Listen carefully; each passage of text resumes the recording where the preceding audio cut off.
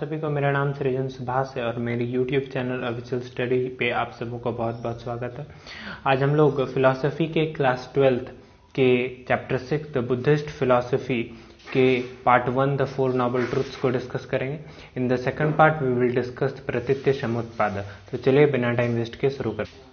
तो ये है हमारा चैप्टर द बुद्धिस्ट फिलॉसफी। मैंने बता दिया कि 4 नोबल ट्रुथ्स को इस चैप्टर में और प्रतीत्य समुत्पाद को नेक्स्ट वीडियो में डिस्कस करेंगे। तो चलिए बुद्धिस्ट फिलॉसफी के बारे में थोड़ा गौतम बुद्ध के बारे में जानते हैं। गौतम बुद्ध के बचपन का नाम था सिद्धार्थ, ठीक है, और वो कपिल वस्तु के राजकुमार थे। उनके पिता का नाम था शुद्धोधन।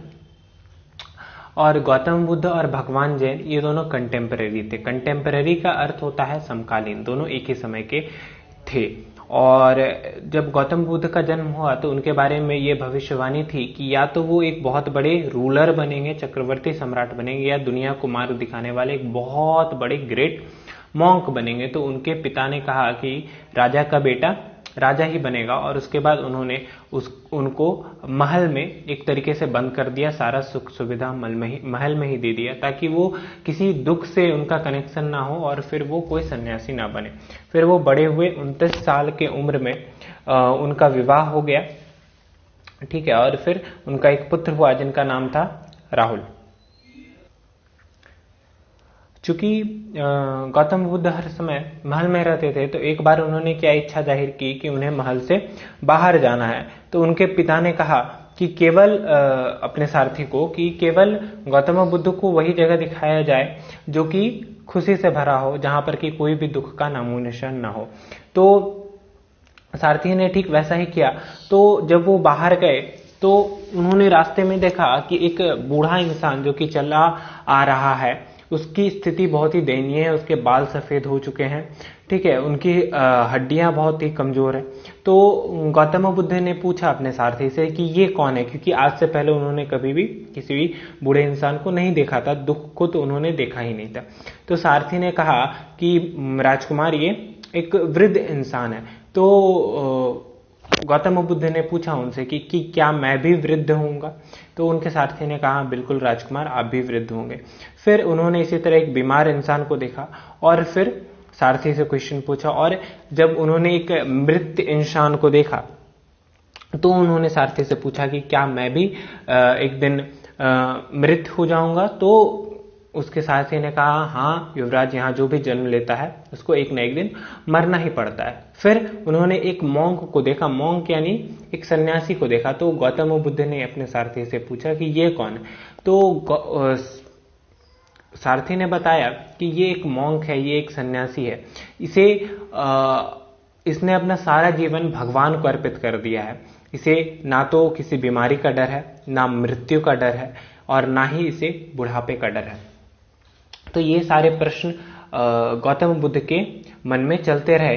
फिर उन्होंने देखा कि ये दुनिया जो है सो अंधकार में घिरी हुई है, ज्यादातर लोग अज्ञानी हैं, और ये सारे इस दुनिया के जो माइजरीज है, माइजरीज यानी कि दुख और जितने भी तकलीफ है, ये देख करके उनके मन में वैराग्य उत्पन्न हो गया। और फिर एक दिन उन्होंने घर दुनिया छोड़ दिया ताकि वो इस चीज का रेमेडी यानी कि दवाई ढूंढ पाए। फिर हम लोग जानते हैं कि क्या हुआ कि बोध गया में वृक्ष के नीचे गौतम बुद्ध को ज्ञान हुआ, और उसके बाद उन्होंने पूरे दुनिया को उस ज्ञान से इनलाइटेंड किया और वो बुद्ध हो गए या इनलाइटेंड हो गए। तो गौतम बुद्ध जब यहाँ पे इनलाइटेंड हो गए तो उन्होंने 4 नोबल ट्रूथ्स दिए। तो जितने भी टीचिंग्स हैं गौतम बुद्ध को, फिलॉसफी कहती है कि उन सारी चीज को एक जगह पे रखा जा सकता है। तो वो ये 4 नोबल ट्रूथ्स। तो क्या थी ये 4 नोबल ट्रूथ्स? सबसे पहला नोबल ट्रूथ है जो है देयर इज सफरिंग, ठीक है। तो there is suffering, Gautam Buddha कहते हैं कि इस दुनिया में जन्म दर्द के साथ होता है, मृत्यु दर्द के साथ होती है। किसी ऐसे से मिलना जो कि हमें नापसंद है तो वो भी दर्दनाक होता है। किसी ऐसे से अलग हो जाना, ये सपोज दैट कोई भी हो सकते हैं, हमारे फैमिली मेंबर्स भी हो सकते हैं जो जिनसे हम प्यार करते हैं, उनसे अलग हो जाना, ये भी पेनफुल है। हमारी इच्छा का चीज ना मिलना पेनफुल है। तो यानी इस दुनिया में हर तरफ दुख ही दुख है। तो वो कहते हैं कि ये दुनिया पूरी आग में है, तो खुशी मनाने का समय कहाँ है, स्कोप कहाँ है। तो फायर का अर्थ हुआ यहाँ पे कि दुख के आग में है, यानी हर इंसान भाग रहा है। आज हम लोग देख सकते हैं हर इंसान भाग रहा है, अपने इच्छा के पीछे भाग रहा है। इंसान को रुक के अपने आप को देखने का समय नहीं है। तो पूरी दुनिया इच्छा के आग में जल रही है और खुशी मनाने के यहाँ पे समय कहाँ है। जितने भी प्लेजर्स होते हैं, जो कि हम लोग सुख अनुभव करते हैं, वो सारे ट्रांजेंटरी है, कुछ क्षण के लिए। कुछ क्षण के लिए हम लोग को मजा आएगा, फिर उसके बाद वो खत्म हो जाएगा।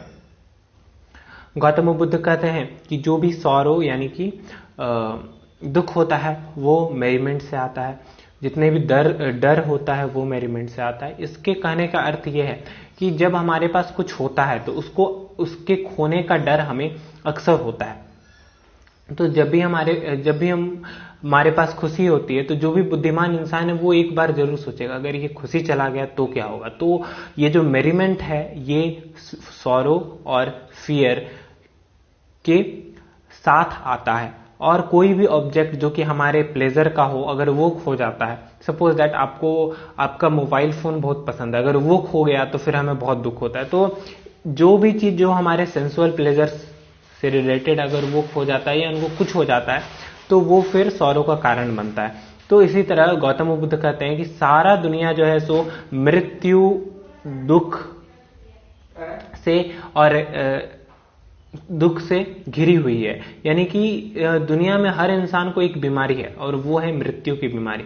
चाहे कोई भी कितना भी बड़ा वैद्य क्यों ना हो, हर इंसान को एक ना एक दिन मरना है। तो गौतम बुद्ध कहते हैं कि पूरी दुनिया जो है सो वो डेथ, डीके और सौरो से घिरी हुई है। तो हम लोग जानते हैं कि यहाँ पर कुछ भी परमानेंट नहीं है, सारी चीज ट्रांजिटरी है। तो जो भी वाइज मैन होते हैं, जो भी बुद्धिमान इंसान होते हैं, वो कभी भी किसी भी चीज के खोने का दुख नहीं करते, हमेशा आगे बढ़ते रहते हैं, क्योंकि उनको पता है कि इस दुनिया में कुछ भी परमानेंट नहीं है।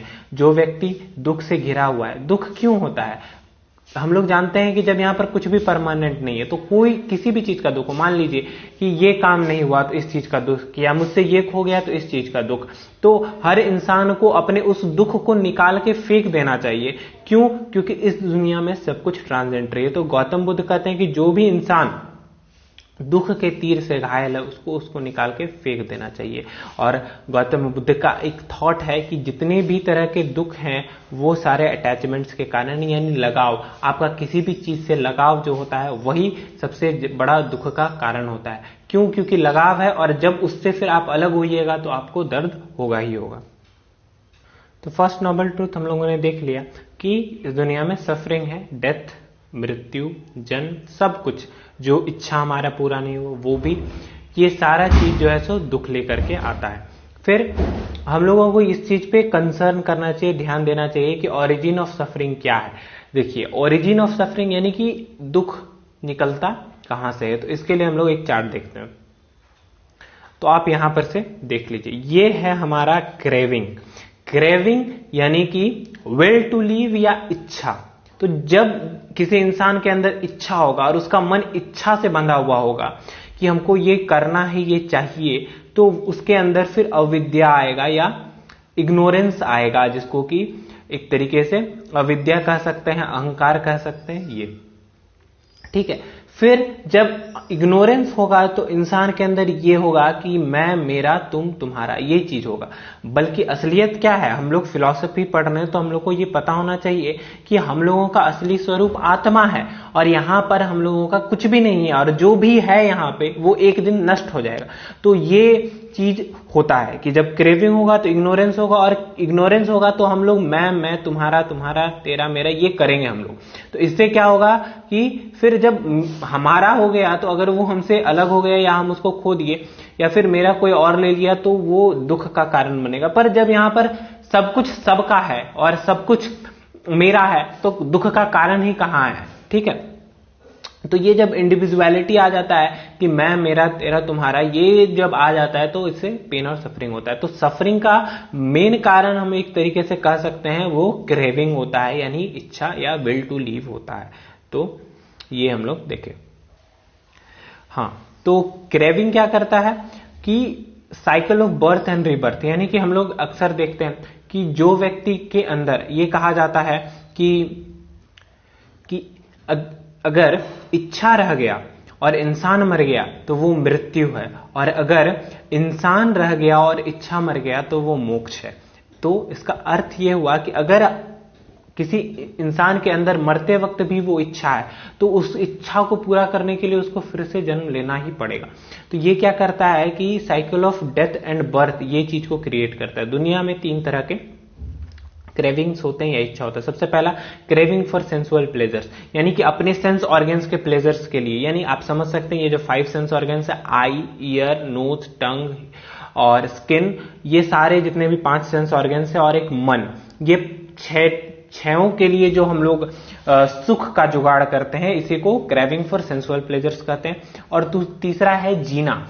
देखिए हर इंसान मृत्यु से बचना चाहता है और जीना चाहता है अपने ऐशो आराम के साथ। और तीसरा है क्रेविंग फॉर वेल्थ, और इसको या फिर क्रेविंग फॉर पावर भी बोल सकते हैं। आजकल सबके अंदर पावर की भूख है कि मुझे पावर चाहिए, मुझे पावर चाहिए। तो ये 3 तरह के क्रेविंग्स हुए। तो लोग क्या करते हैं कि इधर उधर सेटिस्फैक्शन खोजते हैं। यानी देखिए जब हम लोग कुछ भी करते हैं तो सोचते हैं कि सामने वाला थोड़ा हमारा बड़ाई कर दे, तो इससे क्या होता है कि हम लोग को संतुष्टि मिलता है, और संतुष्टि असल में बहुत बड़ी चीज होती है।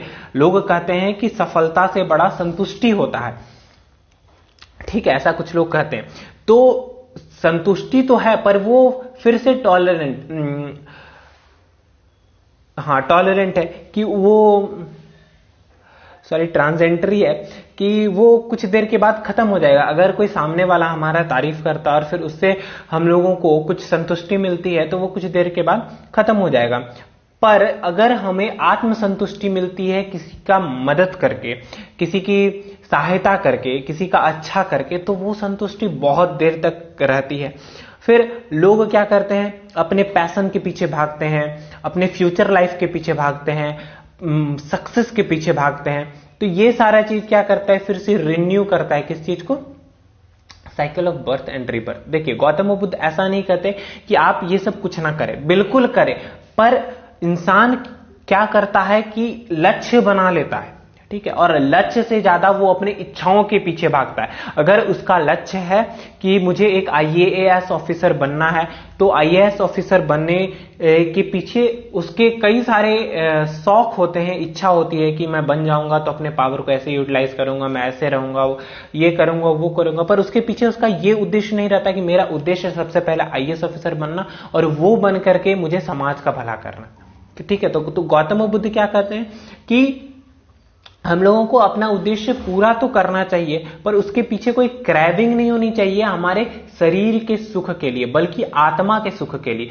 जब हम लोग लोक संग्रह पढ़े, फिर स्वधर्म पढ़े, तो इन दोनों वीडियो से हम लोग ये सीख सकते हैं कि असली जो सुख होता है वो दूसरों का सेवा होता है, और जब हम दूसरों का सेवा करते हैं तो ये हम अपने आत्मा का सेवा करते हैं। तो ये एक तरीके से हम लोग कह सकते हैं कि गौतम बुद्ध ये भी कह रहे हैं कि अपने शरीर के सुख के लिए, अपने मन की इच्छा के लिए कोई भी कार्य नहीं करना चाहिए, ठीक है। और ये जो क्रेविंग होता है ये cycle of birth and rebirth करता है, और इसी से फिर सफरिंग भी जन्म लेता है। तो हम लोगों को जो भी काम करना चाहिए अपने आत्मा के संतुष्टि के लिए करना चाहिए, ना कि हमारे शरीर और मन के संतुष्टि के लिए। अगला तीसरा जो नोबल ट्रुथ है वो है एक्सटेंशन ऑफ सफरिंग। तो ये क्या है, ये बोलता है कि extension of suffering is possible, यानी कि जब एक्सटेंशन ऑफ सफरिंग हो जाता है तो क्या होता है। तो ये नोबल ट्रूथ से हम लोग बस इतना ही जानते हैं कि जब एक्सटेंशन ऑफ सफरिंग होता है तो क्या होता है। तो जब हम लोग क्रेविंग को खत्म कर देते हैं, यानी इच्छा को खत्म कर देते हैं, जो कि हमारे शरीर के लिए होता है, हमारे मन के लिए होता है, तो क्या होता है कि सफरिंग अपने आप खत्म हो जाती है, ठीक है। जितने भी तरह के दुख होते हैं वो खत्म हो जाते हैं अगर आप सच में अपने मन से इच्छा को खत्म कर देते हैं, ऐसा गौतम बुद्ध कहते हैं, ठीक है। तो जब ये होता है तो इस चीज का भ्रम हट जाता है कि मैं, तुम्हारा, मेरा, ये सारे इंडिविजुअलिटी का भ्रम हट जाता है। अपने मन और शरीर के सुख का इच्छा खत्म हो जाता है, किसी भी तरह का ईगो खत्म हो जाता है, और जब ये सारे चीज खत्म हो जाता है तो सुख अपने आप आता है। अगर ये हम लोग प्रैक्टिकल करके भी देख सकते हैं, अगर हम लोग प्रैक्टिकल नहीं किए हैं तो हम अपने मन को शांत करके, ईगो हटा के, अपने मन को मेडिटेट करके हम लोग इस चीज को फील कर सकते हैं। जितने भी तरह के जो भी तरह का ईगो होता है या क्रैविंग होता है, जब वो खत्म हो जाता है तो सारे तरह के मोह, अटैचमेंट्स, अवर्जन्स, डिल्यूजन्स और सफरिंग, ये सब अपने आप ही खत्म हो जाते हैं। और ये जब सब खत्म हो जाते हैं तो इसी स्थिति को क्या बोलते हैं? निब्बाण या फिर निर्वाण कहते हैं। जब व्यक्ति सारे तरह के इच्छा से खत्म हो जाता है जो कि संसार का है, तो वो ये बात समझ जाता है कि मैं कौन हूं, मैं शरीर नहीं, मैं मन नहीं, मैं ये 5 इंद्रिय नहीं, मैं कौन हूं, ये इंसान समझ जाता है जब उसको ज्ञान हो जाता है, जब उसका इच्छा खत्म हो जाता है। फिर वो समझ जाता है जबकि मैं शरीर हूं ही नहीं तो मैं मर भी नहीं सकता, फिर जो दर्द होगा वो मुझे हो भी नहीं सकता। तो इस तरह से कि सारा सफरिंग, सारा डिके, सारा डेथ खत्म हो जाता है। ये एक ऐसा सिचुएशन है। देखिए, हम लोग इसको फील तो नहीं कर सकते, पर हाँ, जो फील किए हैं वो जैसा बताए हैं हम लोग उस हिसाब से पढ़ सकते हैं इस चीज को। तो उन्होंने कहा कि ये पूरे तरीके से एक समुद्र, ये यहाँ पर समुद्र आप देख रहे हैं, इसके जैसा शांत है, जो कि किसी भी तरह के बाहरी चीज से डिस्टर्ब नहीं होता है। इस लाइफ या अगले लाइफ का जितना भी इच्छा है वो सारा ज्ञान के अग्नि में जल जाता है। ठीक है, तो हम लोग समझ गए कि जब एक्सटेंशन ऑफ सफरिंग होता है तो क्या हो जाता है, हमारा स्टेट कैसा हो जाता है, हम लोग एकदम शांति में चले जाते हैं। हम लोग ना तो किसी इच्छा और ना ही किसी बाहरी संसारिक चीज से डिस्टर्ब होते हैं। तो अब क्या है कि हम लोग सीख लिए कि सफरिंग है दुनिया में, पहला पॉइंट।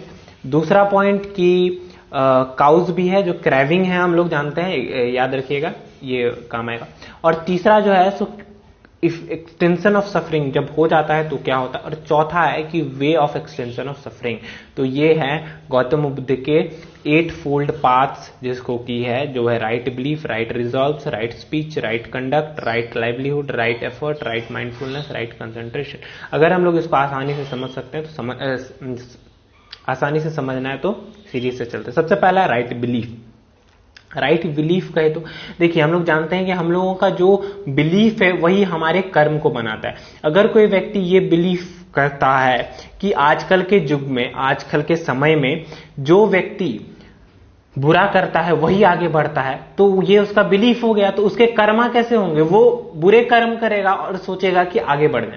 पर जो व्यक्ति भगवान पे विश्वास करता है तो वो क्या करेगा? अच्छे कर्म करके आगे बढ़ना चाहेगा। और ऑफ कोर्स हम लोग जानते हैं कि जो अच्छे कर्म करता है वही आगे बढ़ता है, बुरे कर्म करने वाला कभी आगे नहीं बढ़ सकता। तो ये जो राइट बिलीफ है ये क्या है कि हमारा एक तरीके से प्रेडेसर है कर्म का।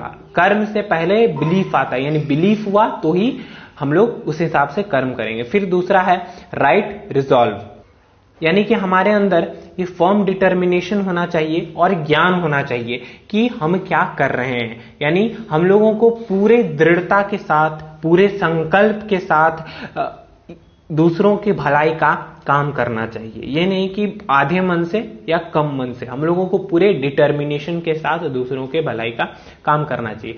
फिर तीसरा है राइट स्पीच। हम लोगों का बोली कैसा हो? गौतम बुद्ध कहते हैं हमारा बोली बिल्कुल वैसा हो, मधु जैसा, शहद जैसा, और जो कि केवल जैसे शहद दूसरों के सेहत का भला करता है, उसी तरह हमारा बोली भी केवल दूसरों के भले के लिए ही निकले। हमारा बोली कटु नहीं होना चाहिए, किसी को नुकसान नहीं पहुंचाना चाहिए, और गुस्से में तो बिल्कुल भी नहीं निकलना चाहिए। फिर चौथा है राइट कंडक्ट। राइट कंडक्ट यानी कि हम अपने लाइफ को किस तरीके से लीड करते हैं, हम लोगों को कोई भी गलत काम नहीं करना चाहिए। और पांचवा जो पॉइंट है वो है राइट लाइवलीहुड, यानी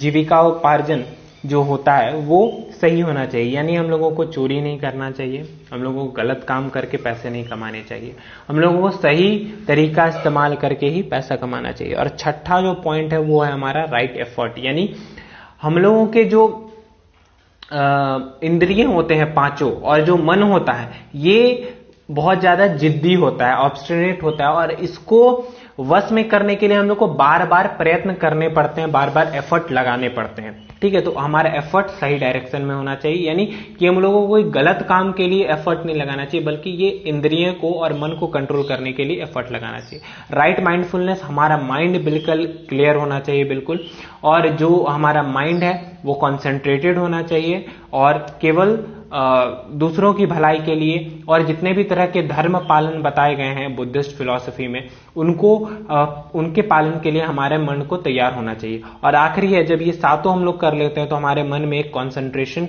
उत्पन्न हो जाता है, और यही कंसंट्रेशन फिर हमें लिबरेशन तक ले जाता है। लिबरेशन यानी मुक्ति। It is the situation of being free from sufferings, free from being in peace. तो आई होप कि आपको मेरा वीडियो पसंद आया हो, और जो मैंने जो ये टॉपिक है ये आपको समझ में आया हो। जो मुझसे बोलने में गलती हो जाती हो उसके लिए प्लीज मुझे माफ कीजिएगा। अगर आपको समझ में आया हो, if you like the video please share. Thank you very much for watching the video. Thank you very much.